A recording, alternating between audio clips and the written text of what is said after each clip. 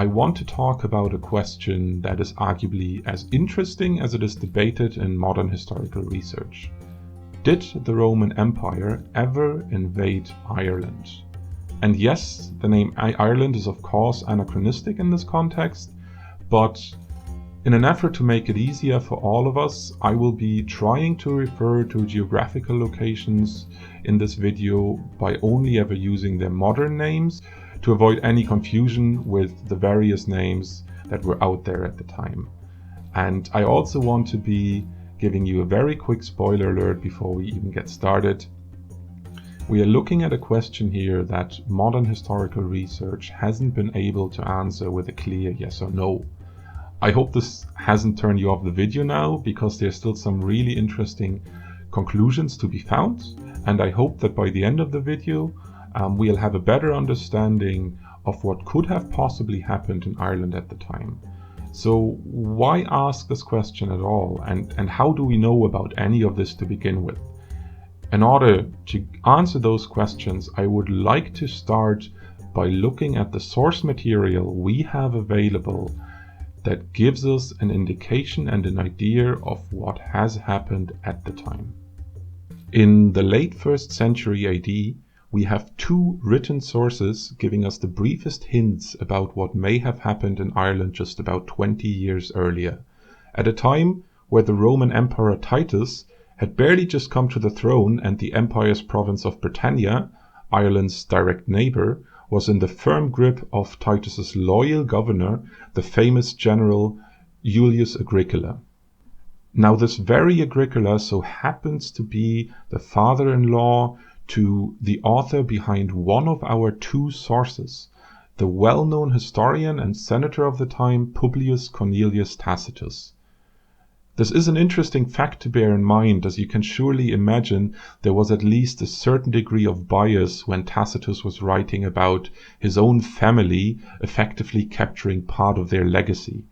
But still, his work on the life and character of Julius Agricola is widely considered to be the primary and most reliable source on the events in Britain and Ireland at the time. After all, Tacitus was able to talk to Agricola about these events in person, giving him the opportunity to get a detailed insight far beyond what any study of written reports would have allowed him to compile otherwise. Our second writer, then, is the Roman poet and author of the so-called satires, Decimus Junius Juvenalis, better known as Juvenal. His works remain mostly irrelevant for our question, but one sentence, and it's really just one sentence, has repeatedly been picked up by modern-day historians when looking at this very topic. And while we are at it, it's important to call out here that there is a possibility that Juvenal had served as a soldier in Roman Britain at some point earlier in his life, but more on that later. Last but not least, there's of course an important non-written source to consider, a selection of archaeological evidence that was found in and around Ireland. And we will see that, if nothing else, archaeology will allow us to get a good insight into the various connections that existed between the Roman province of Britannia and Ireland at the time. Maritime trade and exchange was most certainly one of them. So just to recap real quick, we are equipped with three primary sources here, two of them written in nature, and that would be Juvenal's work and Tacitus' work, and then lastly, all the archaeological evidence that we have for the time in question. And using those, we will be able to get a closer look at what's been going on in Ireland in the late 1st century AD. But where does this leave us exactly? Let's look at the events that unfolded around the year 80 AD in Britannia as described by Tacitus. The Roman governor Agricola had just spent the last 3 years successfully reinforcing Roman dominance over the province by subduing rebellious tribes in Wales and leading punitive expeditions against those who had dared to stand up against Rome. But his handiwork was far from over at that point. Next, Agricola's gaze wandered north, aiming at expanding Roman rule into territory previously left untouched by the empire. And so in the summer of 79 AD, his legions marched into Caledonia, today's Scotland. He was met with preciously little resistance at first, and successfully continued to push northward during the campaigning seasons of the following years. While describing those events in Agricola's biography, Tacitus makes a remark that is crucial to our question. In fact, it is the context of this very statement that started the modern debate around the possibility of a Roman incursion into Ireland. Talking about the year 81 AD, he wrote, "In the 5th year of the war, Agricola himself crossed in the leading ship, and subdued in a series of victories tribes hitherto unknown." Taken by itself, this sentence doesn't give much reason for argument. After all, it makes sense that Tacitus would just continue his descriptions of Agricola's northbound campaign into Scotland. However, what made this special is what was said next. Tacitus followed up with a paragraph exclusively dealing with Ireland, and so a number of historians argued that the before-mentioned naval crossing had to be in reference to Ireland also. After all, Rome knew preciously little about the Celtic tribes of Ireland, and so the mention of tribes hitherto unknown would be a perfect match. So let's take a look at what Tacitus actually said following that statement.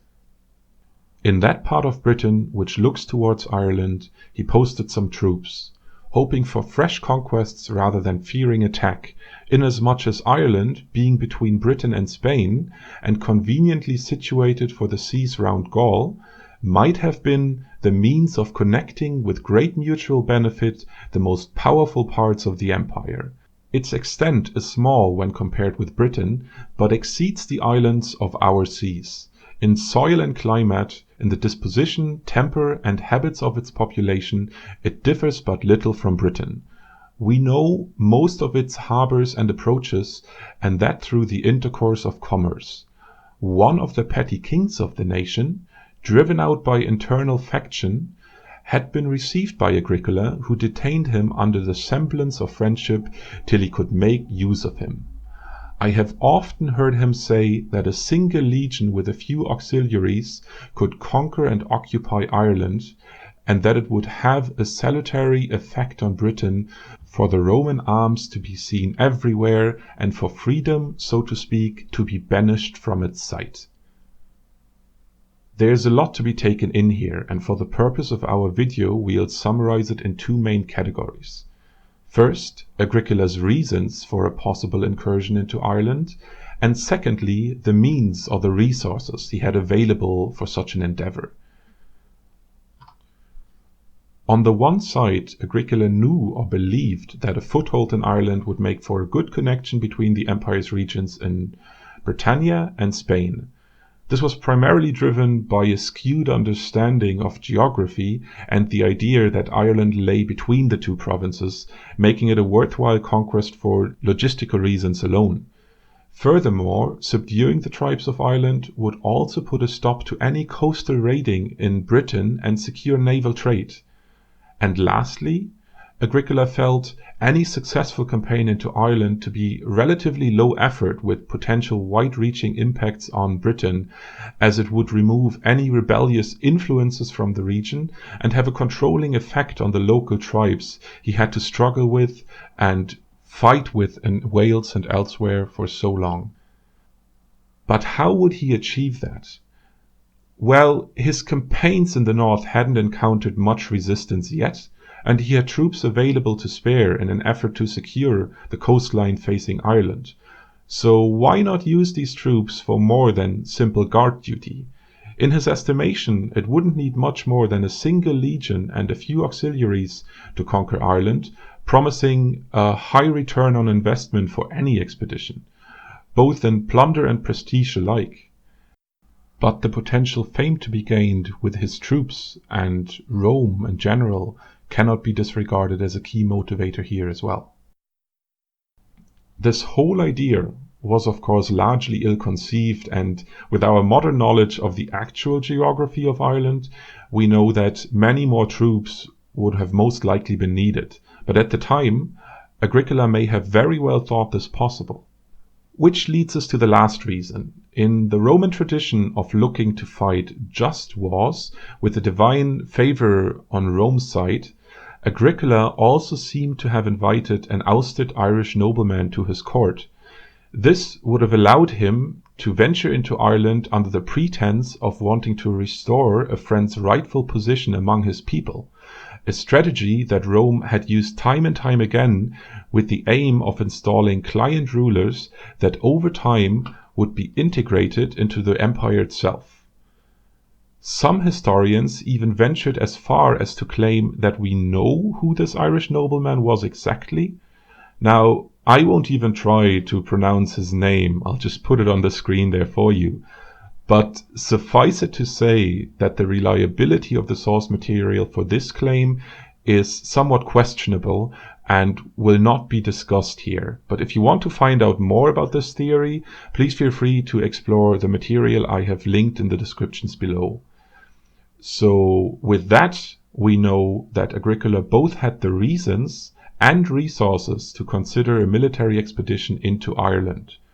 But rather than giving more information on any such incursion, Tacitus soon after continues to describe Agricola's campaign in Scotland and doesn't spend any more ink on writing anything about Ireland. So we are instead left to wonder whether any expedition actually took place after all, and why it may have been so short-lived that Agricola soon returned to his ambitious plans in Scotland. So let's look at our other sources to see if they can shed any more light on these questions than what Tacitus allows us to. Do you still remember Juvenal, the soldier turned poet who might have served some of his military career in Britain? I did promise that we'd look at him again, and this is it. He has written just one sentence that historians have picked up time and time again when looking at this question. And the sentence itself goes, "Our arms, indeed, we have pushed beyond Ireland's shores, to the newly conquered Orkneys and the short-nighted Britons." Taken by itself, this would easily be overlooked in the context of Juvenal's remaining, mostly satirical work. But knowing what we do from Tacitus, historians have referenced this remark as further evidence of an actual military involvement in Ireland. Much of the credibility of this comment obviously stands and falls with the idea of Juvenal actually having served in Britain, and that theory itself has been called into question by a number of historians due to the weak supporting evidence. We only have a soldier's tombstone that was found in Juvenal's alleged hometown and has been interpreted by some as the man's grave himself. But regardless of this theory's reliability, it adds another piece to the puzzle that we can't ignore, as it may very well be another indicator that at least some sort of expedition into Ireland occurred in the 1st century AD. And last but not least, we have the promised archaeological evidence. There are a number of smaller finds in mainland Ireland, as well as on some of its coastal islands, that with some certainty point towards a healthy trade relationship between Roman Britain and its direct neighbor. Some items found at a burial site potentially point at Roman-influenced Celtic warriors who may have either served under the empire or simply fled Agricola's campaigns in Britain or Wales in particular. But overall, evidence of and for a military nature remain scarce if not invisible. That is, with one notable exception, a coastal formation north of today's Dublin going by the name of Drumanagh. And I do apologize if I've horrendously butchered the pronunciation here. Unfortunately, this very area has yet to be excavated, but surface surveys have already contributed heavily to the historical debate.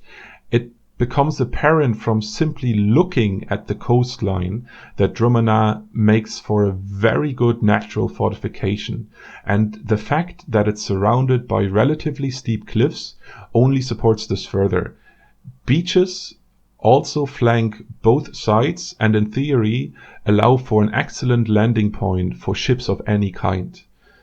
Most critically though is what aerial photography is quick to reveal. Drumanagh was heavily fortified with 3 steep ditches and presumably a wall protecting its bottleneck connection to the mainland. Even walking the grounds today still allows getting an idea of the impressive fortifications that once stood there. All the wooden structures have obviously long disappeared, but the landscape undoubtedly reveals that the area was once well guarded. Which leaves us with one problem. Without being able to date the structures on Drumanagh, this could have very well simply been a strong point held by the Irish natives at some random point throughout the centuries. Theories ventured as far as to say it may have been a native trade hub or a tribal capital of sorts, but in either case historians always assign relevance and importance to the site.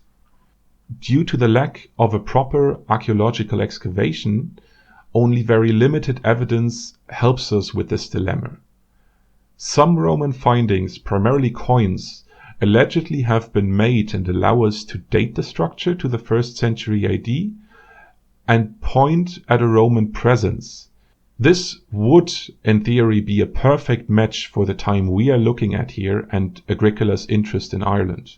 However, most of these findings aren't currently available to the public due to legal quarrels and have surfaced second-hand through art dealers, and as such cannot with final certainty be assigned to Drumanagh. The coins and seeming similarities between the local fortifications and Roman defensive architecture have led some historians to argue that there appears to be a connection between Roman Britain and Drumanagh though. If we take their logic for face value, Drumanagh may very well be the landing site chosen by a Roman expedition into Ireland. Its defensible geography, the general proximity to Roman ports and islands in Britain, as well as the landing points with the beaches to the left and right, certainly would have been appealing to Agricola or any Roman general for that matter. A fortification of that size and location may already have been enough to secure local interests in the area by controlling trade and preventing large-scale raiding of British coastal settlements, so maybe Agricola did venture into Ireland after all and secured a foothold at least for some time. Chances are this would have only been an expeditionary incursion to scout the lay of the land and build a foundation for future large-scale invasion plans, maybe even only a limited effort to reinstate a local ruler more trustworthy to and dependent on Rome. The lack of convincing archaeological evidence will, however, always cast a shadow of doubt over this theory. One would also have to face the question why and when the fortification was abandoned. A lasting military presence doesn't seem to have occurred, as we can safely assume this would have left more traces in the archaeological landscape of Ireland. Which leads us to our conclusion. Looking at all the available evidence, we are unfortunately being left guessing at what could have happened in Ireland during Agricola's time. Our source material does, however, support the idea and possibility that a Roman military incursion into Ireland may have occurred during the 1st century AD. It also wouldn't be without precedent that a Roman military action left very little archaeological traces and is forgotten about over the following centuries. Caesar's initial expedition into Britain would be a perfect case example here. Without his own written accounts, it stands to argue that modern historians would have never known about this short-term military adventure in Britain, long before the real conquest of the island began 97 years later under Emperor Claudius. So how can we say with certainty that something similar didn't occur in Ireland? The answer is quite simple. We cannot. Like Caesar, Agricola may have very well invested some time and resources in moving troops to Ireland. Maybe it was just a reconnaissance mission that quite simply revealed a full invasion wouldn't be feasible nor deliver the expected returns. Or Agricola did truly partner with an exiled Irish prince in an effort to install local rulers more favorable to Rome. After all, Caesar ended up doing the very same in Britain just before returning his forces to France in 53 BC. But there are other interpretations, of course. It is quite possible that Drumanagh was simply a substantial native trading hub, and Agricola only ever toyed with the idea of expanding Roman's reach into Ireland, but never actually acted upon it. Tacitus and all our other available sources leave this room for interpretation, and so, as it stands right now, we unfortunately may simply never know. And just like that, we have stumbled across the true beauty of historical research. It's a living debate fueled by evidence, but ultimately driven by opinions, theories, and ideas. Try all we might, some questions will never be answered with the level of certainty we would love to see. With that, I'll leave it for today. Now, please let me know if you'd like to see more videos of that kind in the comments below, and don't forget to check out the reference material in the description as well.